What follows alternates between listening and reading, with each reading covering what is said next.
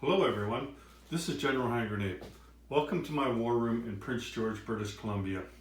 Today's video is about interpreting the rule book, and I'm going to give you some example because there's been one rule in particular that people just can't seem to wrap their heads around, and like it was a bit ambiguous, and so we tried to clarify it a bit, and there's still some confusion over it. So I'm going to actually draw you a picture. Actually, I'm not going to draw you a picture, but I'm going to show you on the board because people seem to get it better when you show them rather than when you point it out online and in the rule book and they say, well, that's not what it says and this and that and whatever.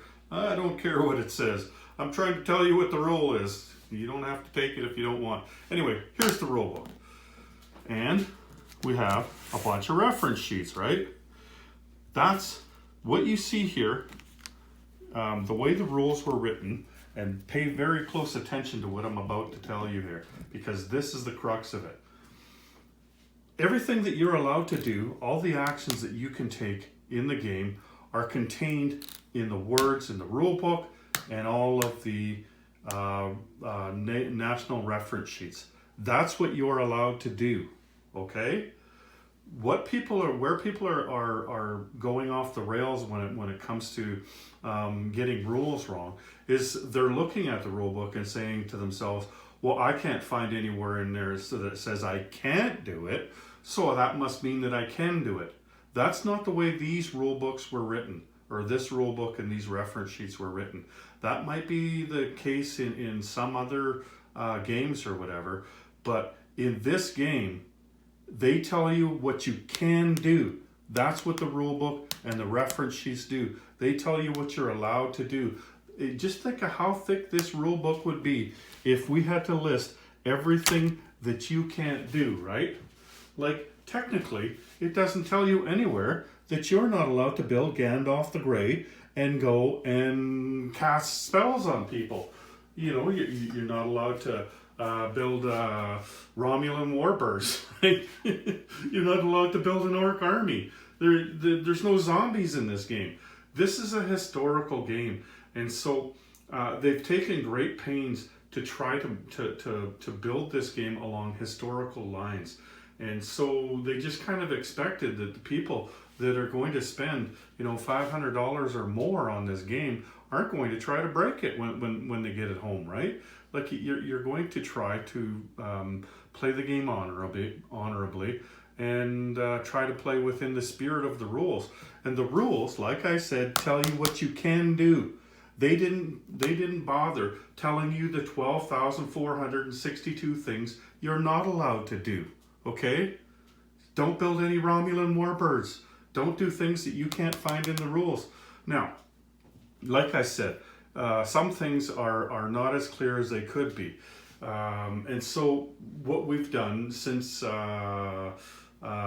pretty recently, because questions were starting to build up, and things like we can see that there have been a few mistakes made. Like we tried not to make any mistakes, and we even put it out to the public. We put the rules out. You'll probably remember that if you've had your game for a year now, that everybody had a chance to comment on the rules. They were on the HBG website, and we invited people to look for errors and ask questions like, this isn't clear to me, so could you explain it? This doesn't line up with this other page. When you write a rule set as large as this one, you're going to make mistakes, and they will never be perfect. Like we could fix these more and more and more, and they will still never be perfect. Like if you want to compare this game to something, really the only comparison is Axis and Allies, which is a bit of a simpler version than this game. That game, how long has that game been around? Like 3 decades, right? And it's been through many rewrites. Look at how many versions of the game there are. And so even now, like you can go on axisandallies.org and you can find the errata for that game, even after it's been out that long. You can't make a game this large with this many rules and not have something that not have everything thought of, right? So basically the guiding principle is do what's in the book. Do what's on the reference sheet. If it's not there, you can't do it, okay? Anyway, so what we've done is we've made our RADA here. So there's the website, right? This is the HBG website. You go to Global War, you go to version 3, and you go to download rules, right? And you see here, there's the errata sheet, there's the fact sheet. I've already got them open here. So let's take a look at, this is the frequently asked questions. So like there, can strategic rockets be used? No, it is a one-time unit. Once you fire it, it's gone. So actually, I just had a conversation with Morton about this a couple minutes ago. And we did a video on technology recently. Basically, what they're telling you is strategic rockets are not very useful in this game. It should be just about the last technology you research, unless you're the Russians or the Americans, because strategic rockets are a part of one of your victory conditions, right? Your technology victory condition. So, you know, what it's telling you there is that for $6, you can roll a dice that you might get do $6 worth of damage to somebody with. That's it. Like, chances are you're not going to roll a 6, right? You're going to roll a 2 or a 5 or whatever. So you just spent $5 in order to take that much money off them. And then that thing goes away. It's not a facility. It is one rocket. That's what he's trying to tell you. So that's the frequently asked questions. And then there's the errata, where we're trying to clarify things. Now, this is what I want to talk to you about, because there's a lot of discussion. Now, over the last couple of weeks on accessandallies.org, I went through a whole bunch of questions to do with this, and then there's the game that's going on YouTube right now, the Winter Solace game. And this rule was breached again last night in a video by the American player. He didn't mean to breach the rules, he just didn't know the rules. So this is clarification of the income determined actions for the United States here, because people just aren't getting the fact that if it's not written in there, you can't do it. That's what it's telling you. This is what the Americans can do, the income determined actions. So before they reach 15 IPP, all they can do is purchase units and move within their own home country. That's it. That's what we clarified here. It said, add this. U.S. movement is very restricted in the beginning of the game. They can only move within their home country until they reach a certain income level. Okay, so let's go take a look at that over here. This is the American. I'll just show you the eastern side. The same holds true for the western side. So basically, all you can do is move units around within your own country. You can't even move ships. So, like, there's this isn't the opening setup, but if it were, you couldn't take these ships and move them to here. You couldn't take these ships and move them to here. You couldn't take any of those ships and move them to here or here, because these are not United States home country. Those are sea zones. They don't belong to anybody. You would think that they could move along there, but they can't. And the same holds true over in the Pacific there. In the Pacific, there's a couple of sea zones where there's ships. You can't move those ships either. You can purchase units, that's it, and move within your home country on the land. Those are the only things that you can do. That's what the rules tell you. People are thinking, well, it doesn't tell me that I can't go and do this, so I'm going to do it, right? No, that's not the way these rules are written.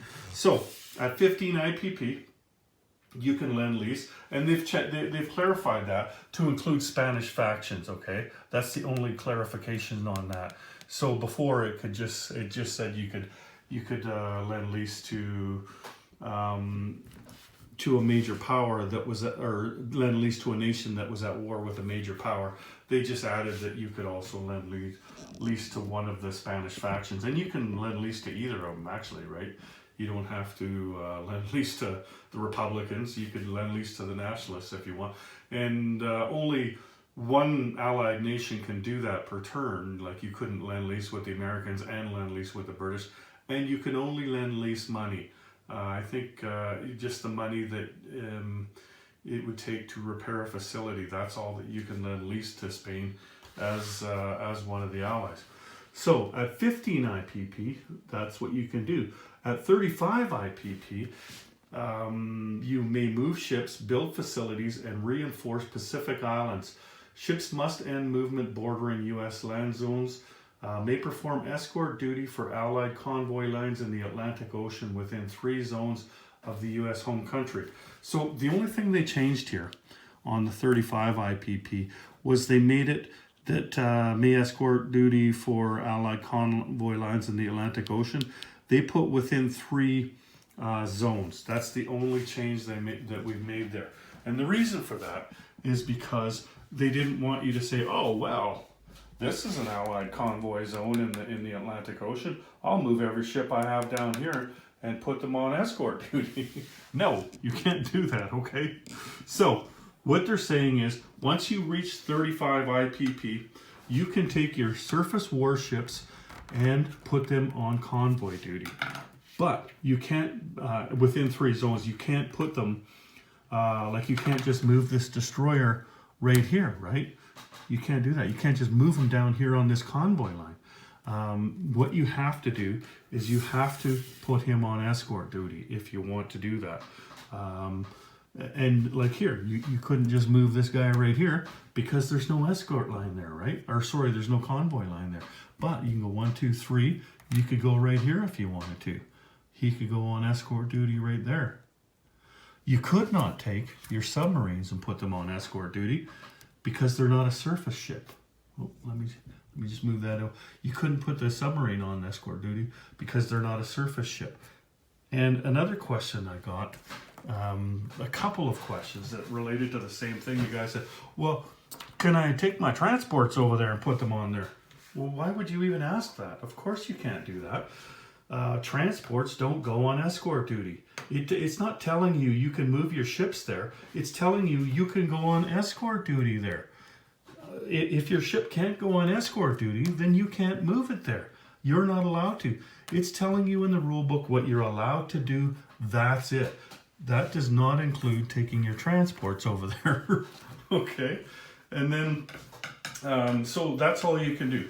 Like, again, I showed you, so 3 zones, 1, 2, 3, you could go here, but you couldn't go here because there's no line up here. You can't escort nothing, right? You can only escort where there's a line. And you could take any one of those surface warships and become an escort. You could take all of the ships you have over there and escort on a line as long as it's within 3 in the Atlantic Ocean. They don't want you going over here and escorting over here. That's the Mediterranean, right? And people before that, they were saying, well, you know, it doesn't say what I can do in the rules with my ships in the Atlantic, so that must mean I can do anything. You know, so they were loading up their transports and all their ships and taking them over and sitting there or sitting down in here because it didn't say they couldn't do it. But again, I'm telling you, the rule book is a list of things that you can do. Not if you can't find it in there, that means you can't do it. Another thing you could do, because you're allowed to convoy or you're allowed to protect your convoys, you could bring a plane out here on combat air patrol if you wanted, right?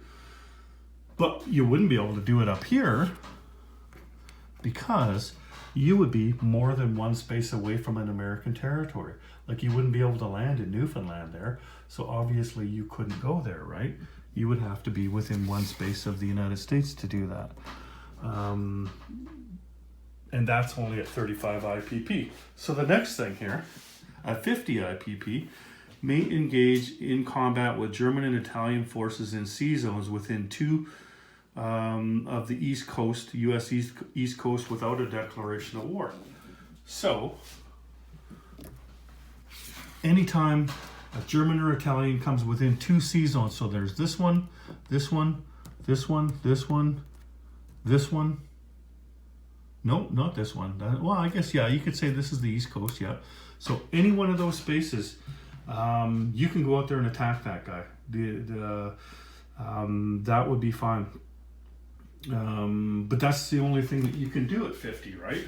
You could do what you could do at 15, what you could do at 35, and what you could do at 50.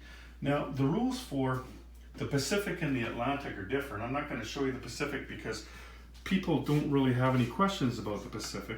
That is clarified in there. one of the things that somebody tried to do was start placing militia.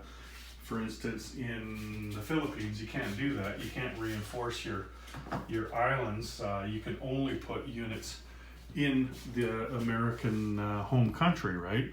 Like here or on the other side over there. I've got stuff set up over there. I don't want to take you over there. But anyway, with the Pacific, it was pretty specific in what you could do. Like you could move around the Pacific, but you had to stop in a sea zone that bordered an American territory. And because it was very specific, then people don't really have any questions on that. It told you what you can do. In the Atlantic, it also tells you what you can do. But because that's all it told you, people just assumed, oh, well, I'm going to put on a Romulan warbird then, paint it green in the American colors, and I can just do what I want. No, you can't. You can only do what it says to do on your reference sheet or what it says to do in the rulebook. Okay, so there's that. And then at 63 IPP, you can declare war, you can move ships between the Atlantic and the Pacific. You can basically do anything that is within the rules of the game once you hit 63 IPP. You can declare war, you can go in through the Panama Canal with your ships between east and west. You don't have to be on escort duty to move away from there. You don't have to be attacking somebody to move away from there. There is only one exception to these rules, and it's in the rules. Like I said, it tells you exactly what you can do, right? That's the Monroe Doctrine.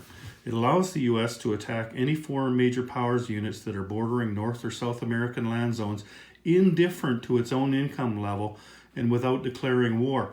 U.S. is also allowed to attack captured land zones in North and South America. U.S. actions based on the Monroe Doctrine do not trigger U.S. peacetime income increases. So what they're telling you there is, doesn't matter how much money you have. You could have $6 or $60 in your income. They don't care if, like, Argentina there, the Germans get to roll for that once a game. They pay $1. Let's say, I'm not going to put all the units on, but let's say Germany decides to roll and they get Argentina.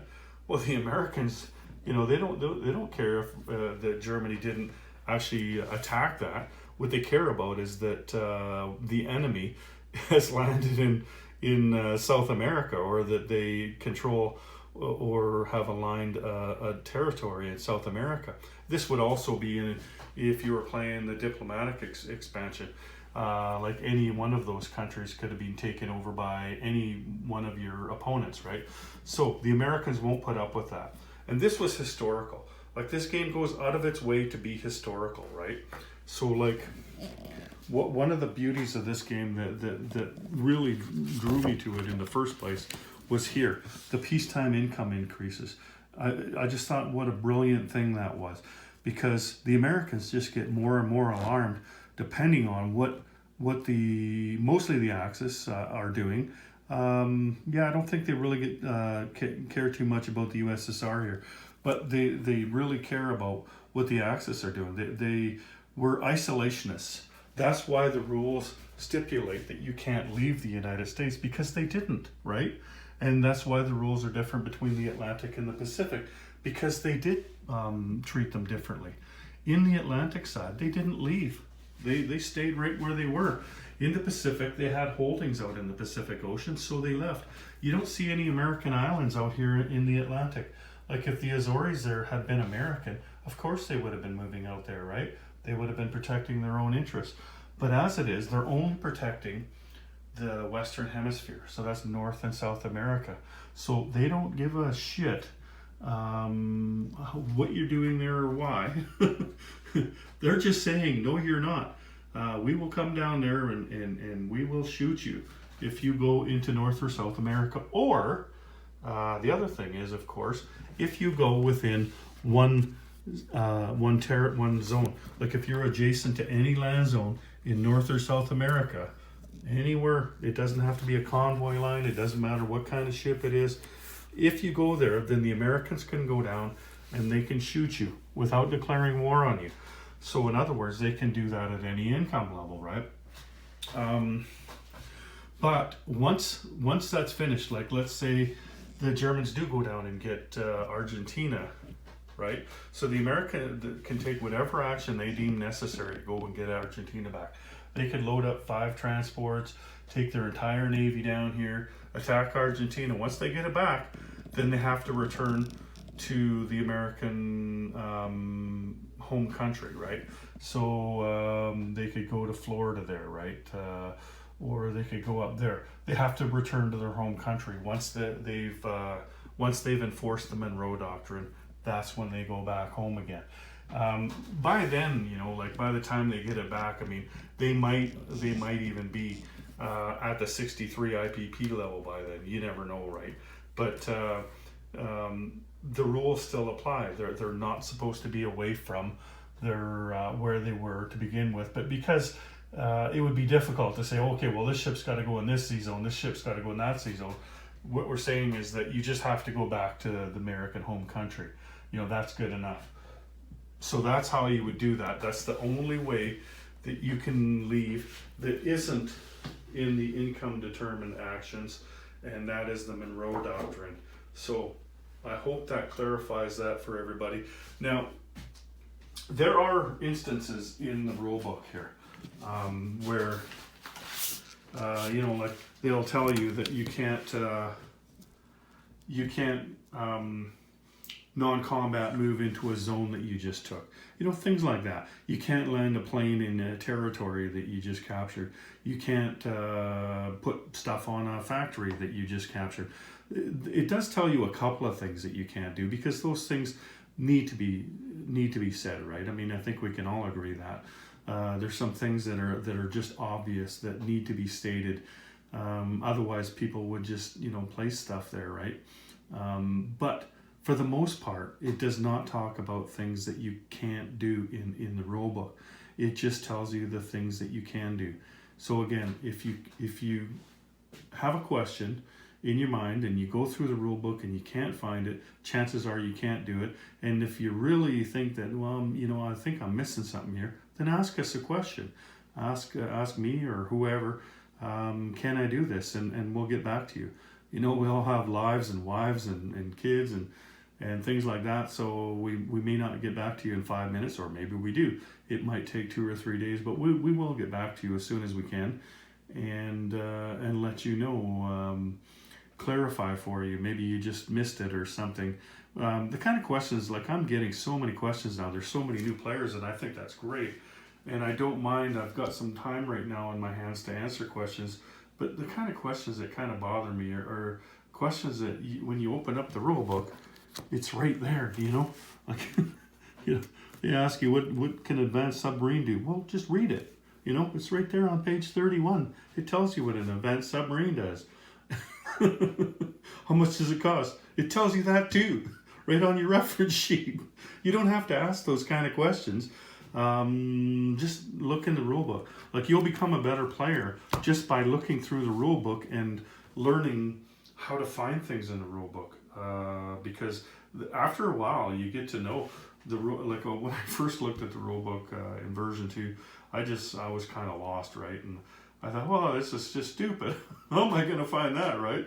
And actually, it's pretty easy once you get to know the rule book. Once you start to know what section you're looking at, you know what I mean? Like, okay, I need to know something about submarines, so I need to go to this section. I need to go to that section.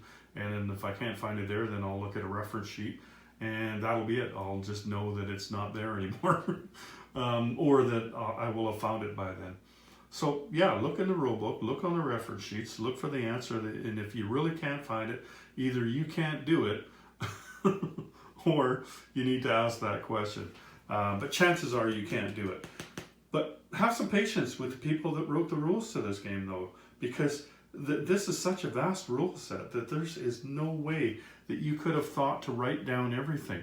Of course, we didn't write down anything about Gandalf the Grey, okay? He's not a part of this game. You should just use your common sense. Gandalf the Grey, not in World War II. If you want to play fantasy games, might I suggest Axis and Allies and Zombies? That game has nothing to do with history, right? This game, it tries to be historical, and we ask that you play the game with a nod to history, right?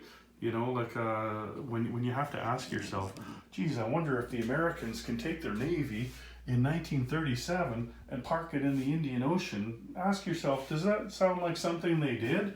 No. Don't do it, you know? It's really that simple. Just try not to break your game.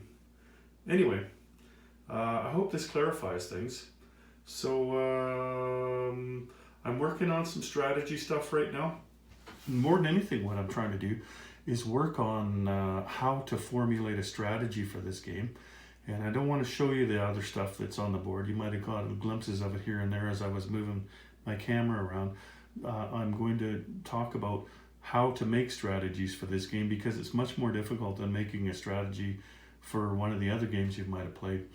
But also, I'm going to make a second video, and it's going to have a specific strategy that I'm working on right now. And so that'll be a way for me to show you how to implement what I told you in the last video. So I hope you enjoy that. That'll be out next week. I got some other things I got to be doing before then. Otherwise, it would be out tomorrow, but not so. Anyway, take care, everyone. General Hand Grenade, out.